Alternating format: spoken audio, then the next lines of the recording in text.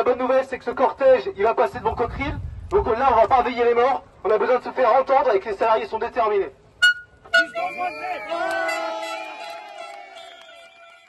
Ça fait 17 jours qu'on est en grève. Jour et nuit, hein, on a une équipe de nuit qui tourne également, et week-end inclus, samedi, dimanche. Aujourd'hui, on attend des propositions pour les présenter aux salariés et à de voir aussi s'ils veulent lever la grève ou pas. Et aujourd'hui, on n'a pas de proposition, si ce n'est juste l'enveloppe NAO qui est insuffisante. Voilà. Notre direction nous a présenté l'accord NAO qui est cadré au niveau du groupe. Et cette enveloppe est clairement insuffisante, c'est surtout pour Safran Commercy, parce que c'est une enveloppe qui est budgétisée en pourcentage dans toute la France. Donc 3%, ou non, elle est à 2,5% l'enveloppe. Donc 2,5% pour les salariés de la Meuse, c'est pas 2,5% pour les salariés dans la région parisienne qui n'ont pas les mêmes salaires.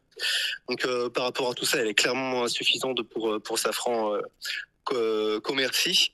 Et à côté de ça, ils nous ont présenté un autre accord qu'ils intitulent accord cadre compétitivité, où en fait il y aura un bouleversement dans le rythme de travail des salariés, parce que ils vont intégrer une extension dans l'usine qui sera entièrement robotisée, et pour maximiser la compétitivité et leur profit, ils souhaitent modifier l'organisation du temps de travail.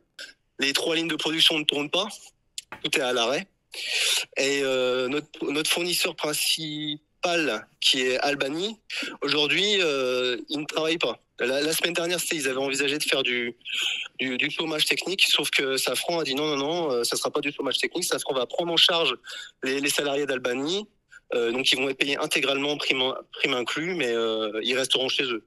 Donc le point positif à tout ça, c'est que notre mouvement de grève, il va pas attiser de la haine envers les collègues d'Albany, au vu de la situation, comment ils sont eux. Donc ça, c'est plutôt positif.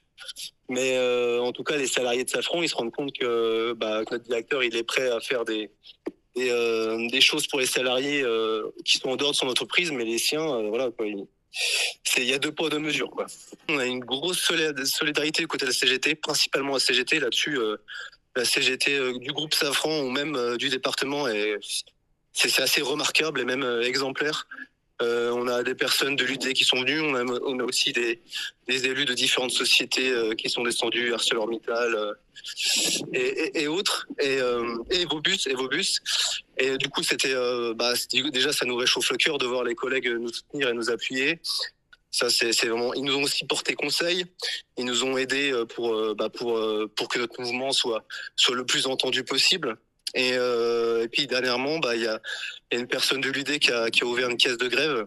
Ça réchauffe le cœur, parce que on se dit que la solidarité, elle est vraiment là, quoi. Merci patron. Quel plaisir de travailler pour vous, on est heureux.